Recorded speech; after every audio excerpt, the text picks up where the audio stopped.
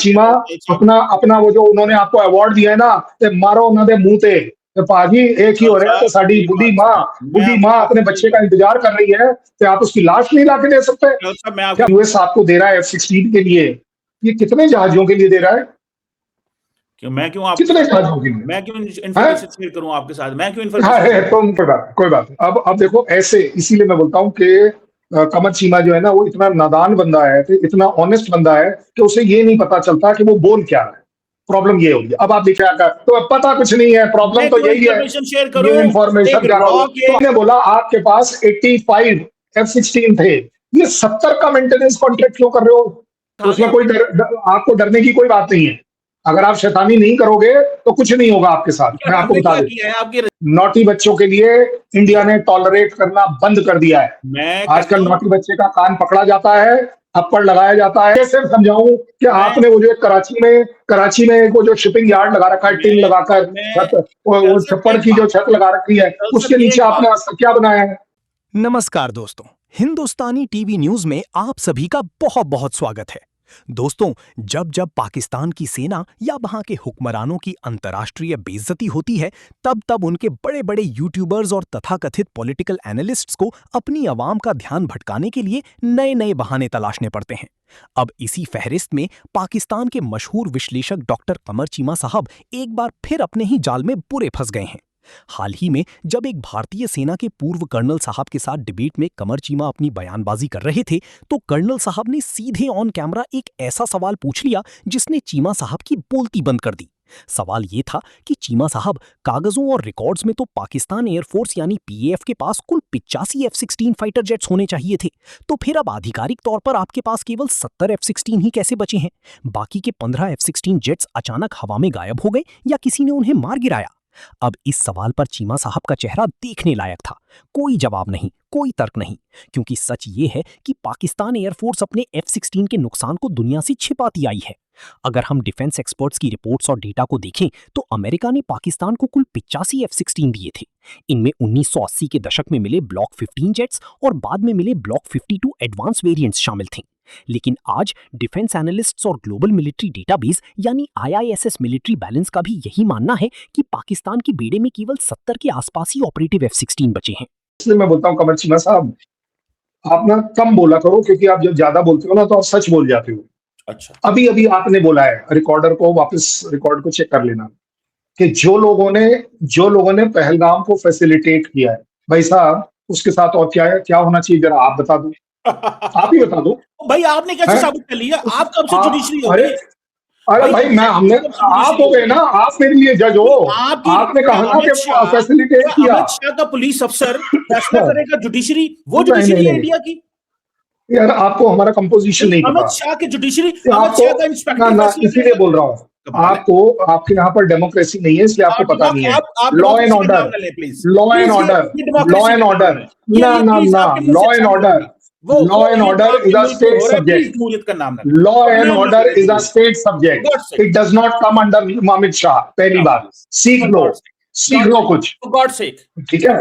उससे भी बड़ी बात नहीं, उससे भी बड़ी बात ना, आप एक बात बताना जरा। आप नहीं, आपको पता ही कुछ नहीं है ना जनाब। मैं आपकी नॉलेज को बढ़ा रहा हूं। मैंने आपको एक बड़ा स्ट्रेटेजिक पॉइंट दिया कि law and order in a democracy is a state subject, it is not a central government subject, ठीक है? वो स्टेट का सब्जेक्ट है। तो वहां का हाई कोर्ट एक अलग है, वहां पर हाई कोर्ट में जो केसेस होते हैं वो अलग है। आपकी जॉब बड़ी मुश्किल है। अगला सवाल करने देना आज। नहीं, मेरी जॉब मुश्किल क्यों है? मतलब सच बोल दूं तो जॉब मुश्किल है? ना, मैं सच बोलूं तो मुश्किल है। कमर चीमा झूठ, वो जो सामने लिखी हुई झूठी चीजें पढ़ता चला जा रहा है, मैं उसे रोकने की कोशिश कर रहा हूं, तो वो गलत है। अच्छा, एक बात बताएं, राजनाथ सिंह साहब ये कहते हैं कि एक वक्त हुआ करता था कि इंडिया 65 से 70% अपना डिफेंस इक्विपमेंट इंपोर्ट करता था। अच्छा, आज हम ये घर में बनाते हैं। कल साहब, राफेल जो पाकिस्तान के खिलाफ इस्तेमाल किए वो इंपोर्टेड थे, बाहर से मंगवाए हुए थे, आपको इस्तेमाल करने भी नहीं आए। मुझे कुछ ऐसे एक्सपर्ट्स ने जो कि नॉन इंडियन, नॉन पाकिस्तानी थे, यूरोपियंस थे, उन्होंने खुद बताया, उन्होंने कहा नाम बता दो, नाम बता दो, मैं क्यों आपके शो पर नाम कोट कर लो, मैं क्यों नाम बताऊं? अगर किसी बंदे वेरीफाइएबल कर लो। तो भाई कमर चीमा की खबर इज ओनली ISI खबर, those are only imaginary names, जो मर्जी के those are only imaginary names. नाम तो कमर चीमा की रिलायबिलिटी, कमर चीमा के इंफॉर्मेशन की रिलायबिलिटी इतनी गलत है कि वो कहता है कि JNK के अंदर लॉ एंड ऑर्डर जो है वो अमित शाह कंट्रोल करता है। वाह भाई वाह, अमित शाह क्या बात है। यूनियन होम मिनिस्टर है कि नहीं है? तो भाई साहब लॉ एंड ऑर्डर उसके नीचे नहीं है। सुन तो लें, जब कश्मीर का ये वाकया हुआ तो who visited first time from the union, जो आपकी गवर्नमेंट है उसमें से सबसे पहले वहां पे अमित शाह गया था ना। सुन तो ले, सवाल तो पूरी बात तो कर ले। आई एब्सोल्युटली अंडरस्टैंड, ये जो कश्मीर या दुनिया के किसी जगह पे भी law and order provincial subject है, लेकिन वहां पे कुछ ऐसे बंदे होते हैं जिनको यूनियन गवर्नमेंट अपॉइंट करती है। उथे बंदे उन्होंने हुंदे ने, ये वो इंडिपेंडेंट ऑपरेट नहीं कर रही होती। वो जो बंदा आप ठीक बोल रहे हो, एक सुने, आप बिल्कुल ठीक बोल रहे हो जनाब, आप बिल्कुल ठीक बोल रहे हो, आप बिल्कुल ठीक बोल रहे हो। मैं सपोर्ट कर रहा हूं भाई, मैं आपको सपोर्ट कर रहा हूं। आप बिल्कुल ठीक बोल रहे हो, आप बिल्कुल ठीक बोल रहे हो।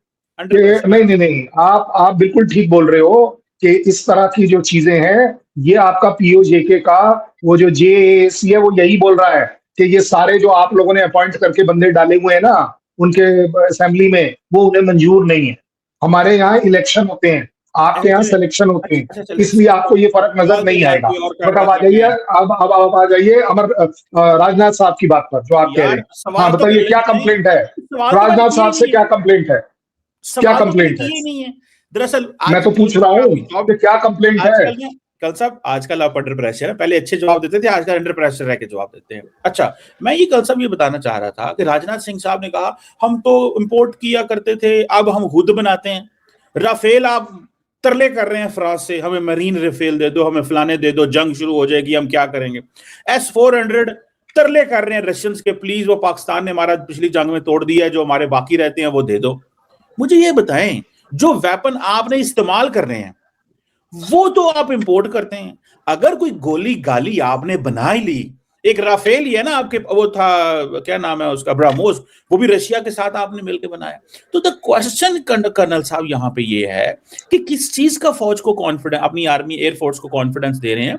वो बेचारी तो बड़े बुरे हालात हैं। वो तो एयर चीफ तो ऑन रिकॉर्ड कह रहे हैं कि हिंदुस्तान एरोनॉटिक्स लिमिटेड हमें जो है वो चीजें नहीं देती और हमारे अंदर एंजाइटी है। और सर जो एयर चीफ है आपके, वो ऑन बोर्ड है। वो कहते हैं रिसर्च एंड डेवलपमेंट 10 साल पहले होती है, प्रोडक्ट 10 साल बाद आती है, जब तक वो प्रोडक्ट आती है तब तक नहीं आ रहे, नहीं कर।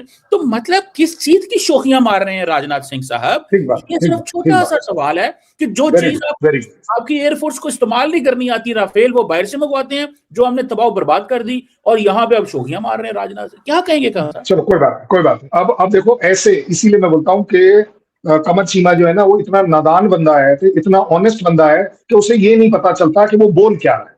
प्रॉब्लम ये होगी। अब आप देखिएगा, अब आप अपने आप देखिएगा, आज आप कोट कर रहे हैं हमारे एयर चीफ AP सिंह को, ठीक है ना, एज अथॉरिटी, और जब वही AP सिंह ने बोला कि आपके 13 और 14 जहाज, तो आप बोलते वो तो ऐसे ही बोल रहे हैं, हवा में बोल रहे हैं। अब आप सुनो एयरफोर्स, आज आप एक्सपोज हो गए और रिकॉर्ड के साथ एक्सपोज हुए हैं। बाय द वे, ये जो $686 बिलियन जो US आपको दे रहा है F-16 के लिए, ये कितने जहाजों के लिए दे रहा है? मैं क्यों कितने जहाजों के लिए? मैं क्यों इन्फॉर्मेशन शेयर करूं आपके साथ? मैं क्यों इन्फॉर्मेशन? अरे तुम क्या कर, तो पता कुछ नहीं है। प्रॉब्लम तो यही है, शेयर करूं, ये इन्फॉर्मेशन क्या हो, तो आपको मैं इसीलिए तो बोल रहा हूँ, आपको पता ही नहीं चलता, आपको पता ही नहीं चलता कि हमारे पास राफेल आ भी गए, लग भी गए, उन्होंने अपना काम भी कर लिया। आपको वो सारा पता चल जाता है, पता नहीं कैसे चलता। जासूस के साथ मैं आपको रिकॉर्ड दे देता हूँ, चलिए सुनिए। इसीलिए कहते हैं ना कि आपके थिंक टैंक जो है ना, आपका थिंक टैंक जो है ना, वो ISI कंट्रोल्ड है, इसलिए आप डरे रहते हो। उसमें कोई घबराहट की बात नहीं है, मैं समझ सकता हूँ। आपके पास टोटल मिलाकर 85 जहाज थे F-16। यार जो मैं कह रहा हूं उसका जवाब दें आप। वाह रे वाह, मरीन और वो पर तुम पूछ लो। अपनी जब बारी आए तो राफेल गिरा लिए तुमने सपने में, और अब मैं रिकॉर्ड पर दे रहा हूँ, तो वो नहीं चाहिए। मैं रिकॉर्ड पर दे रहा हूँ, आपको। मेरे राफेल 36 थे, 36 का मेंटेनेंस कॉन्ट्रैक्ट हो गया। एक मिनट, मैं बता रहा हूं, अब रिकॉर्ड पर चलो ना, इंटरनेशनल रिकॉर्ड पर। मेरे पास 36 थे, मेरे 36 का मेंटेनेंस कॉन्ट्रैक्ट हो रखा है इस समय। आपके पास 85 थे। 3 जहाजों के आपके आप पास क्यों 1 पैसे दे मिनट, रहे हैं जब वो है 85 नहीं थे। आपके पास? जब 3 नहीं जहाज तो आपके फिर पास वही है नहीं, कॉन्ट्रैक्ट, क्यों पैसे दे कॉन्ट्रैक्ट रहे हवा हो? में हो गया, कॉन्ट्रैक्ट हवा में हो गया, नहीं, क्यों? कॉन्ट्रैक्ट हवा में हो जब गया। 3 ये आपके पास आपके है यहाँ नहीं होता है है, तो क्यों दे रहे हो ये पैसे? आपके यहाँ होता है, ये ये आपके यहाँ होता है कि वो सारा पैसा आप खा जाते हो, आपके वो फौजी खा जाते हैं। हमारे यहाँ नहीं बस होता। करो, ना हमारे बात यहाँ करने ये के जो ऊपर। कॉन्ट्रैक्ट है ना, वो फौज नहीं करती है, वो एमओडी करती है, वो एमओडी सरकार करप्ट करती है, है, एमओडी गवर्नमेंट टू करप्ट है। गवर्नमेंट होता है। वो आपका ये यूनियन तो मिनिस्टर अभी आपने मैं और फायर क्या किया क्या बोल रहा करप्शन के हूँ ऊपर। आपने भाई, मैं यूनियन आपको मिनिस्टर क्या कह एजुकेशन रहा हूँ फायर किया करप्शन के ऊपर, तो दूसरे क्या भाई, फिर करप्शन वही से वाली बाहर? बात। आप अब आप देखो ना, आप अब प्रेशर किस पर आ गया? आपके ऊपर है सच्चाई सर। सुनकर राजी नहीं बंदा। नहीं, सच्चाई आज एक्सपोज हो रहा है ना कमर चीमा। मैंने बोला आपके पास 85 F-16 थे, ये 70 का मेंटेनेंस कॉन्ट्रैक्ट क्यों कर रहे हो? बाकी 15 कहां गए? नहीं नहीं नहीं नहीं, बाकी 15 गए कहां? 15 अच्छा, गए कल कहां? साहब ये तो एक बात रिकॉर्ड पर है, ये तो यूएस के रिकॉर्ड पर सर है। ने ये कहा था, यूएस ने आपको $686 मिलियन दिए हैं 70 जहाज लिखकर। कल साहब सर 85 एपी क्यों नहीं सिंह ने लिखे? कहा, सर एपी सिंह ने ये हाँ, कहा, मैंने गवर्नमेंट आपको खरीद थी, पिछले मैंने मामले आपको में कहा था, नहीं मैंने अगर कुछ भी आपको हुआ। थर्ड पार्टी मैंने आपको इंटरनेशनल थर्ड पार्टी के रिकॉर्ड आपके सामने ओ रखे, कर्नल साहब छाड़ ना दो, आपके रखे ना मेरे रखे। आजादे पैसे आप ढूंढ करप्शन। लीजिए, चलिए आप आ जाइए एक के बाद इसके एक, क्योंकि आपने ऊपर बोला है, इसके ऊपर जंतर आपने मंतर वो जो में बोला है ना S-400, इलाज होना चाहिए। आपको पता नहीं है, आपको पता नहीं है। S-400 जो है उसके पैसे हमको देकर 3 साल हो गए, ओ वो यार, आना ही था। ठीक है, वो पैसे टाइम खा पर गए आना आप? ही था, वो पैसे खा गए उसमें आप? कोई आपको डरने की कोई बात नहीं है। अगर आप शैतानी नहीं करोगे तो कुछ नहीं होगा आपके साथ, मैं आपको हमने बता क्या देता किया है? आपके हूं। रशिया ये से मेरी सवाल एश्योरेंस है, करने के लिए किसी तरह की कोई शैतानी नहीं करना। नॉटी बच्चों के लिए नॉटी बच्चों के लिए इंडिया ने टॉलरेट करना बंद कर दिया है। मैं आजकल कहता हूँ नॉटी बच्चे का कान पकड़ा जाता है, थप्पड़ लगाया जाता है। आपके ऊपर था ना। जो हम अपनी इकोनॉमिक इंडिपेंडेंस को ला रहे हैं, जिस तरह की हम डिफेंस प्रिपेयर्डनेस इंटरनली ले रहे हैं, अपनी स्ट्रैटेजिक ऑटोनॉमी को मेंटेन कर पा रहे हैं, उसके तहत मैं तकरीबन अब पहुंच रहा हूं कि 2 लाख करोड़ मेरी जो अपनी ओन इंडस्ट्री है डिफेंस की वो है। तो इसलिए ये जो 60-65% आप देख रहे हो कि मेरा अपना सामान है, ये बहुत जल्दी 80 और 90% भी होगा। अच्छा, कल से एक वो जो बात हमारा बताइए, अभी ये 2 एक लाख मिनट, अभी वो जो हमारी एक सबमरीन न्यूक्लियर पार्ट सबमरीन अंदर आई है ना, 86% इज मेक इन इंडिया। अच्छा, कल आपने से एक बात आपको कैसे समझाऊं कि आपने वो जो एक कराची में वो जो शिपिंग यार्ड लगा रखा है, टिन लगाकर मैं छत, वो कल से छप्पर एक की जो बात छत लगा रखी है, कल उसके से नीचे एक आपने बात आज तक क्या बनाया है कि 93,000 डरपोक थे या नहीं थे?